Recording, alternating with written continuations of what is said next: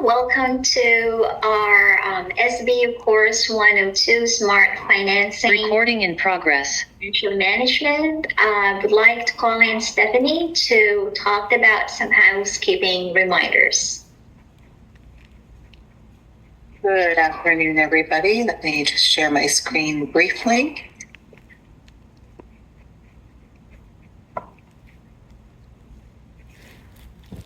So we're all excited that you're here again with us this week.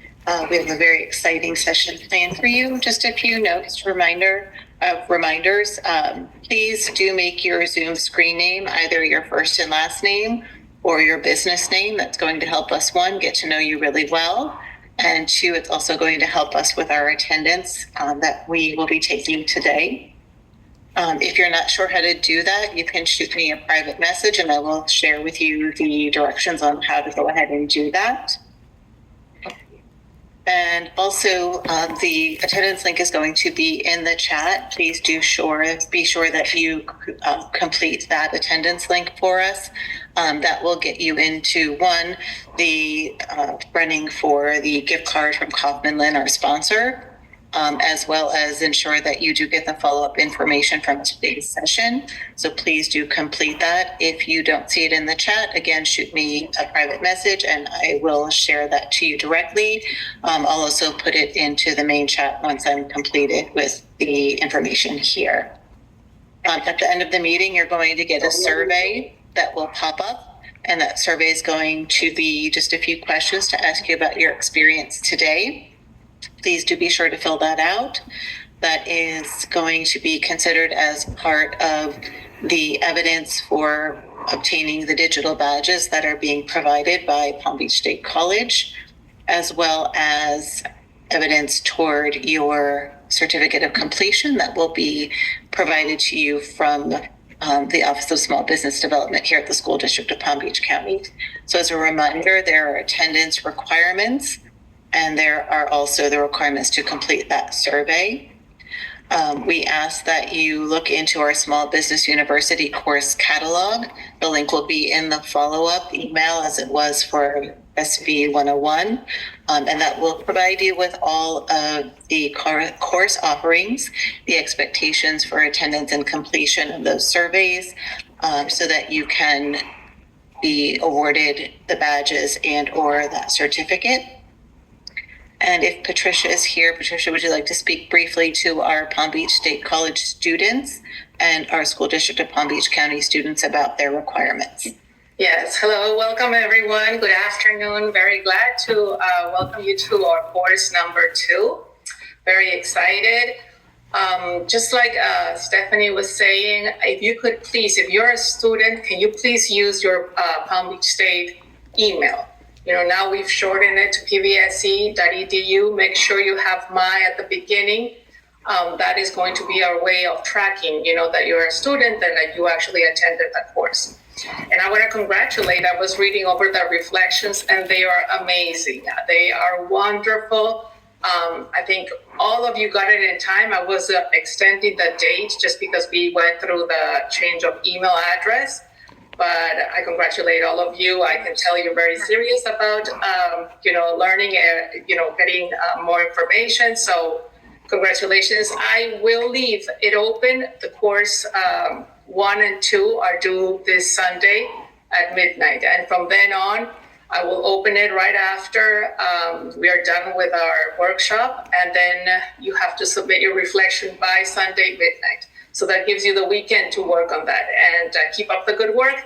I think only a couple of you just had a little bit of a short description. Make sure that it says, 200 words minimum. But I like the way you are reflecting on it, the way you're analyzing how it is actually benefiting you or the different ways that you are applying this. So that is wonderful. I think that's all. Stephanie? Thank you so much, Patricia. Mm-hmm. Excellent. So if you do have any questions as a student, please do reach out either to Patricia or myself, and we can go ahead and answer those questions for you. And at this time, I would like to introduce our first speaker for the evening, This is going to be Max Lehman from American Global. Next, we're going to delve into the bonding industry with Max Lehman. And he is a surety account executive who services day-to-day client needs and builds carrier relationships. He's also skilled in fostering strong client relationships, negotiating with sureties, and delivering strategic bond solutions that support growth and project success. So please join me in welcoming Max Lehman from American Global. Thank you very much, Stephanie, and thank you everybody for taking the time to join us this evening.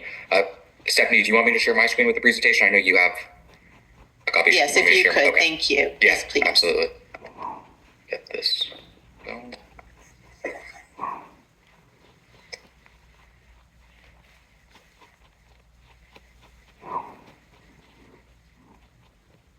So, apologize.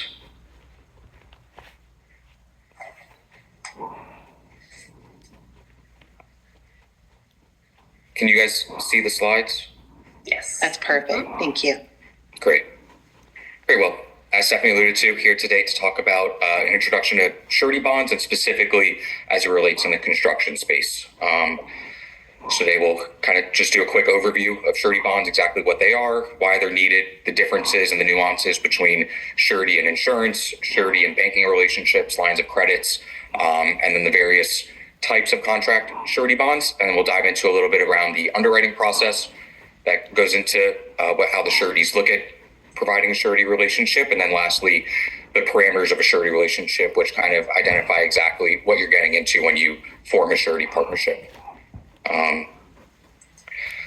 Great. Kick it off. What is a surety bond? So a surety bond is a credit product that is given by insurance companies, but they are unsecured creditors. So that means that they don't provide collateral in the same sense that your banking relationships do when you form a partnership there.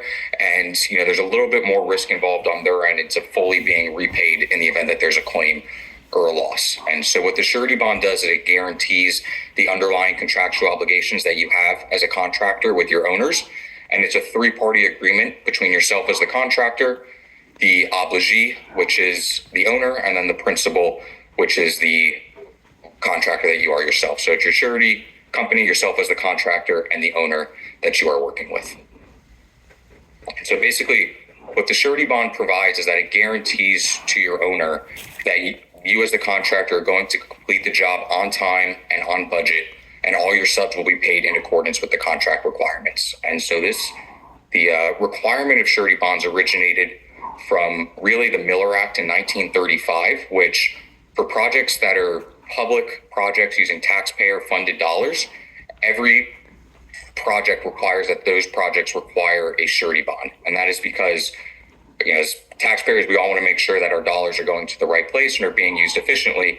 And so for these types of projects that are being funded by government dollars in excess of $100,000, surety bonds are required. And so they protect our taxpayer dollars, they manage risk on construction projects, and ensure that those projects in which our taxpayer dollars are being utilized on are being completed and finished and put forth to the use of our benefit. Today we see many private project owners along with banks also requiring surety bonds, but in the private space of construction and development, they are not required. It is really just a option that either the lender or the owner of the project choose to utilize a surety bond on. But for all public projects, surety bonds are required. So that's why contractors need a surety relationship. So just to dive into and visualize the agreement between the parties a little bit further. So the principal is the entity providing the bond. And so that is you guys as the contractor. The obligee or the beneficiary is the party that may benefit from the bond. And so that is the owners that you are working for. And the surety company is the insurance company providing the assurance and guaranteeing the bond that you as the contractor are going to complete the job in accordance with the contract. Before diving into the differences between surety and insurance, any questions just around exactly what a surety bond is and the parties within the agreement?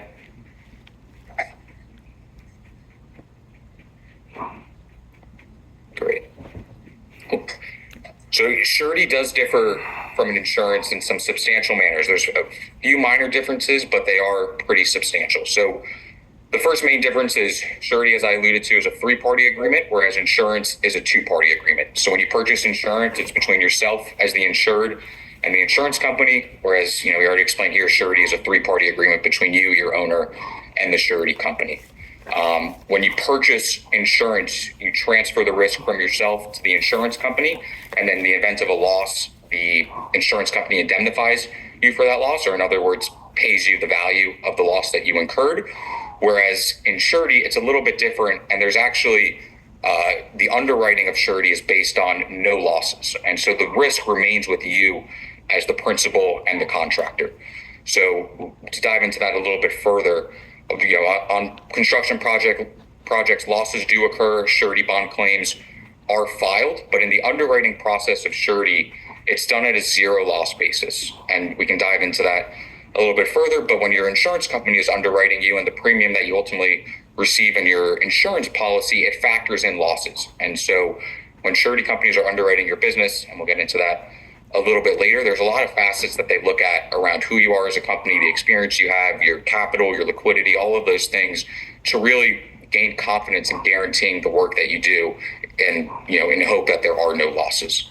And then the last major difference between surety and insurance is that in surety, the losses are recoverable to the surety company. And so in the event of a bond claim and in the event of a surety paying out a loss to an owner, the surety does come back to you as the contractor and the principal to be recouped for those losses. And that is a part of what's called the indemnity agreement in the surety relationship. And I'll dive into that a little bit further, but it's a lot different than insurance where, say, as an example, in auto insurance, when you get into a car accident, you file a claim with your insurance company, you pay your deductible, and then everything else from there gets paid out, and the insurance company isn't looking from you anything further than your deductible. Whereas with surety, they're expecting to be repaid. Does anybody have any? Yes. Just a clarifying question. How is surety bond helpful to small businesses?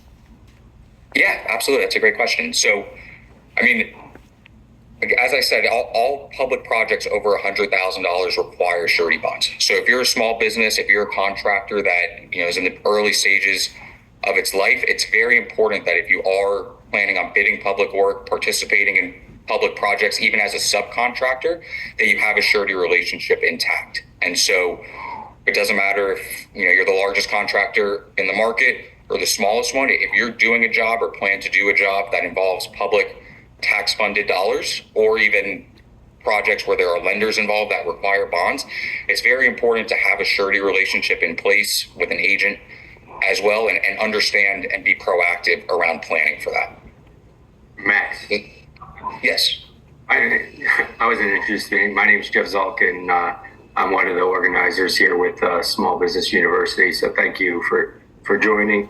I do want to connect because we have 138 people here. A lot of them are contractors. A lot of them are not. So I do want to also connect that this is specific to construction, but a lot of the same principles. Insurance is different, but being coverage, protection, a lot of the same principles apply to small businesses even outside. It just might be different mechanisms that provide that coverage. And then even, I don't know if you're going to cover, but it's even beyond, like for a small business to work with Kaufman Lynn, you'll have to provide, be able to be bondable or have a bond, but you'll also have to have insurance as well. So they do go hand in hand in this aspect. And for some industries, you'd have both.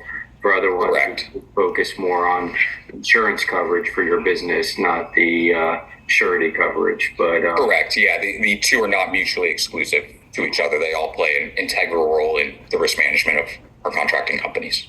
And the one thing I do, and I'm not going to pop in all the time, I'm popping occasionally, it's tying also the previous course, having a relationship with somebody that, an organization or an agency with a surety, like these are the people, or insurance, these are the people that will help your business grow. I don't know if you're getting into or you talk about, there are metrics, but it's not strictly black and white. And, as companies perform and grow, relationships with certain agents or companies allow that growth tab even further. I mean, we've even had instances where we submitted on a project, our typical single bonding limit was, I think, 150 or 175. The agency required $200 million bonding. Well, with the relationship we had, we called up, we talked about we had enough capital in the company, and they basically allowed us for that project to extend our bonding limit for a single project. So last course was on relationships, and relationships matter in this topic as well. Absolutely. And yeah, that's a great point that you bring up, Jeff. Thank you for that. To negotiate with the surety company just the same way you do with the insurance policies that you purchase, you need to work through it with an agent. And so, to clarify, that's what we at American Global do. We are that broker and middleman between the surety companies and our contractor clients. And so, yeah, thank you for making that point, Jeff. So, continuing along. Just kind of touch along the differences between surety and insurance there. Again, as Jeff mentioned, not mutually exclusive between the two, both a part of your full risk management portfolio as a contractor, but then also just to touch a little bit on the difference between the surety bonds and the banking relationships and lines of credits that you establish with your banking partner too. Again, like Jeff said, purchasing insurance is incredibly important. Having a surety relationship is incredibly important. And as you grow as contractors, having a banking relationship will be important as well in establishing a line of credit, which we kind of call rainy day money in the event that you need to tap into that and pay subs or whatever it is, keep funding jobs and kind of have a backstop for cash flow. But the main difference between surety and banking relationships is that banks are backed by the FDIC. They're typically collateralized relationships, and so with surety, it's a relationship that is over an indefinite time span, right? You establish a surety relationship, as Jeff mentioned, the limits within the program can extend and grow as you yourself as a contractor grow, but some contractors have 50, 60-year surety relationships. Some are in their infancy stages, but a surety relationship can last for an indefinite period of time.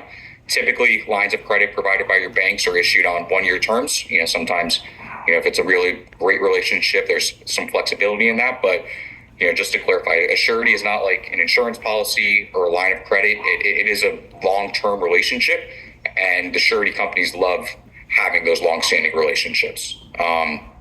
Another thing is that for LOCs, the customer must physically present the LOC at the bank to draw down on the instrument.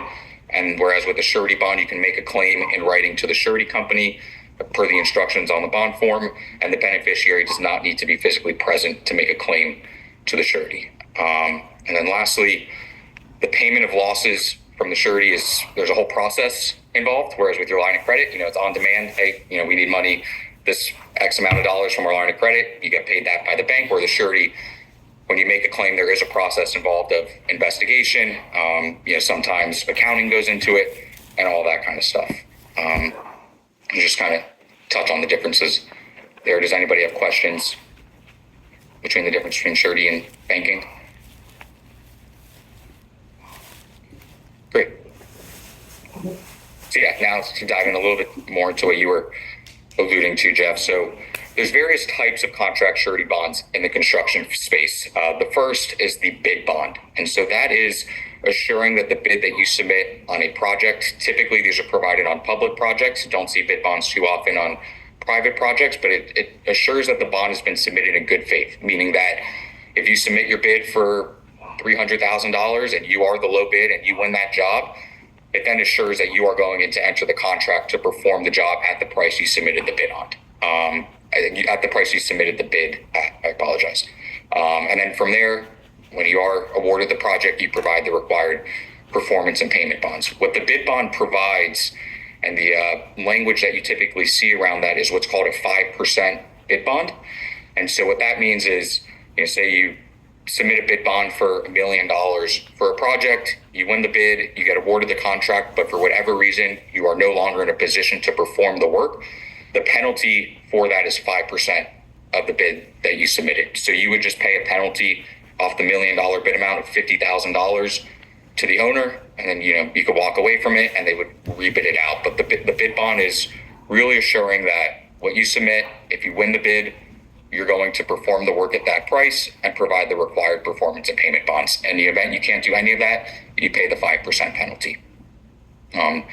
So from there's the performance bond. And so what the performance bond provides, and this is typically provided to the owner at the onset of the notice to proceed for the project, and it protects the owner from financial loss in the event the contractor fails to perform the contract in accordance with its terms and conditions. So what the performance bond is guaranteeing, and really what your surety company is guaranteeing to your owner client, is that you as the contractor will perform the work on time, on budget, and to the specs and scope required in the contract. In the event that you do not do any of that, the owner has the right to make a claim on the bond with the surety, and the surety has the right to investigate and step in if they need to.